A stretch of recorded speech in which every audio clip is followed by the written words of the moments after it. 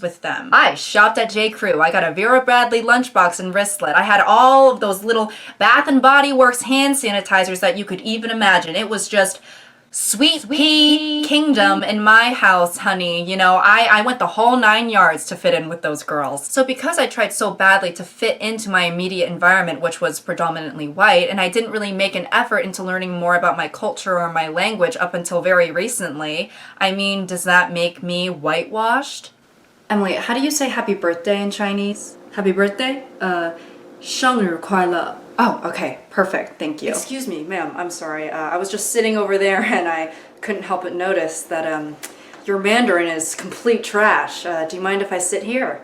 Well, yeah, I mean, I do, actually. Yeah, we actually haven't seen each other in a few months, so... Excuse me if this comes off as rude, but I actually don't care. Get up so I can sit down. Well, that actually is quite rude. What? Don't get up. Sorry, he's scary, okay? No offense. Just, we'll talk later.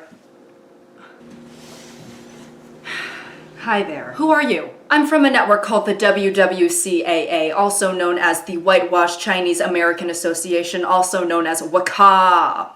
I'm afraid that I've received a message from Bubble Tea Lover 34 on Instagram stating that you posted a video of yourself speaking Mandarin that was piss poor at best, and now I'm afraid that we're gonna have to rescind your Chineseness. What? Okay, I never said that I was good, okay? I just started learning, and also, it was just for a video. Quite frankly, I don't want to hear any excuses, okay? I'm just here on behalf of the WWCAA to let you know that you are in their records and you have officially been considered a banana.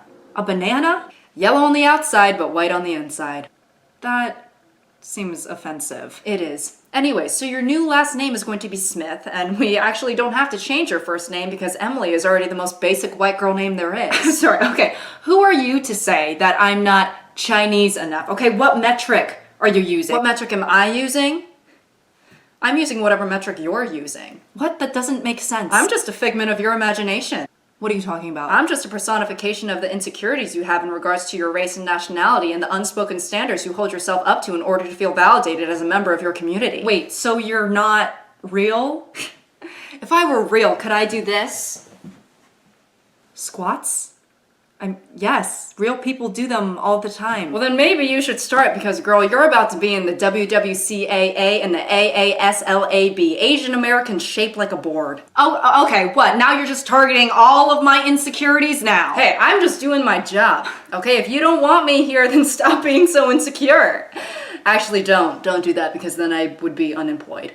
So yes, a part of me does feel weirdly guilty for feeling so disconnected with my heritage and, you know, only making an effort to have that connection now, really. However, the environment I grew up in didn't necessarily make it easy for me to, you know, be proud of my heritage and show off being Chinese and Taiwanese. There are a lot of great things and fond memories I have about my school, but of course there are also negative ones. When talking about being whitewashed, it's mainly viewed as a negative thing among POC communities. But when you're growing up in a predominantly white area that isn't really considered culturally diverse, it can actually be a good thing to be whitewashed. If you aren't a whitewashed POC and you display parts of your culture, whether that be food, clothing, you know, language, whatever, the other kids might think you're weird. Kids are mean. They don't understand the concept of being culturally diverse or anything like that. All they know is, you know, kickball at recess and Tamagotchi. You know, they don't think about cultural sensitivity. They just think, is that kid eating seaweed at lunch? Ew, that's weird. But if you adhere to the standards of the predominant population, in my case, whiteness, it gives you a higher chance of becoming cool, popular, well-liked, which for a lot of young kids who developmentally, you know, are more concerned with what others think about them, that is a goal, you know, to become cool and popular. Now, I don't know if a lot of my POC viewers can relate, but in order to gain the approval of my white peers, I would poke fun at myself a lot. Almost so I could do it before anyone else did, you know, like I would make an Asian joke before someone else got the chance. And you know, people thought it was funny back then, so essentially I just kept being racist towards myself so that I could be funny. But even when I tried to adhere to the standards of what my popular peers thought was cool or funny,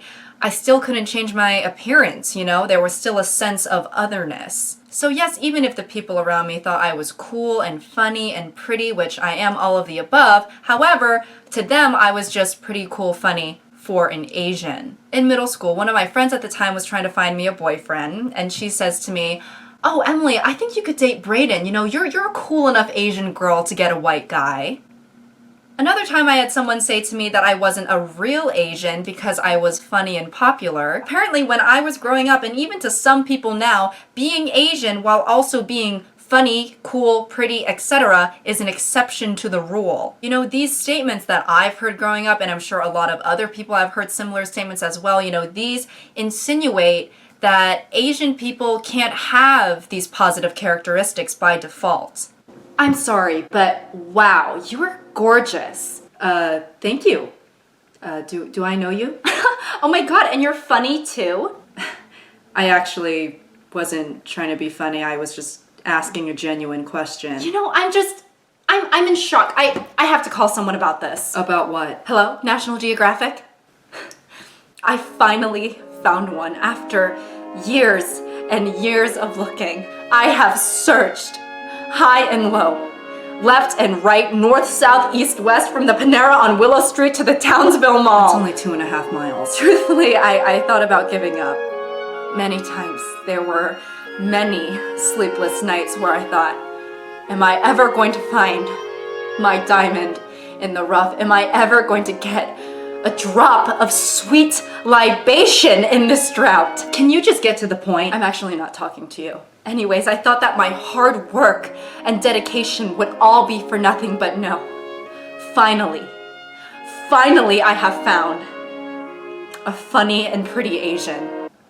What? I didn't know that they existed, but finally you have enlightened me. This is like incredibly racist. How is this racist? I mean, I'm simply stating that because of your ethnicity, I automatically assume that you're not pretty, funny, or cool, but because you are those things, you are an exception to the rule. Right, you kind of just asked me, how is this racist? But then you went on to list all of the reasons as to why it's racist. I'm just saying that I've never met a cool Asian, okay? But as Haley Williams once said, you are the only exception. Okay, sweetie. Don't get me wrong. I know that I'm pretty, funny, and cool, and Asian, but there are a lot of us out there. Okay, listen, I think I would know a thing or two about the Asian population. There are 7 Asian kids in my school, and they're all nerds. They all eat sticky rice wrapped in a leaf. It's like, why not just use regular Tupperware? Why does the rice have to be so sticky? I'm sorry, are you still on the phone? Oh, no, they hung up on me a long time ago, but this should be a compliment to you, okay? I'm saying that you're pretty and funny. Well, you know, you're also kind of insulting my entire race by indicating that they can't have these qualities to begin with and that I'm somehow separated from the rest because I possess them, you know, suggesting that they're automatically inferior as a baseline. You know what? You know, now that I'm replaying the conversation in my head, I can see where you're coming from. Yeah.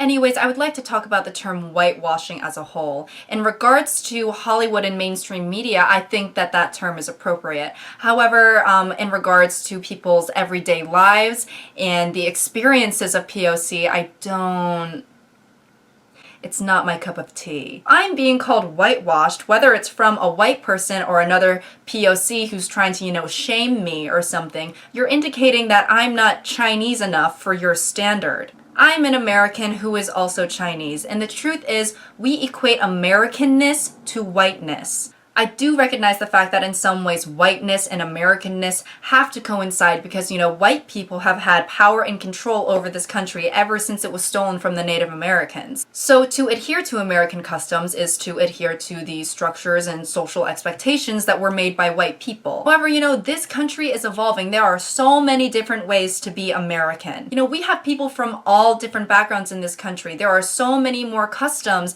than just the white or American ones. Just because an American person of color is not adhering to their culture, although they were born in America, it doesn't mean that they're acting white. For example, in Crazy Rich Asians, when Constance Wu is discussing the conflict she's having with Henry Gold's mother, Awkwafina states that Michelle Yeoh sees Constance Wu as a banana, yellow on the outside but white on the inside. What about being an Asian American makes us more white? Throughout the history of this country, even if you were born here, if you're a person of color, you're still considered somewhat foreign. So on one hand, we're acting white, but on the other hand, we're still foreign. So what is it? For example, Anna May Wong. She's considered to be, the first Asian American mainstream Hollywood star. She was born in LA. She was just as American as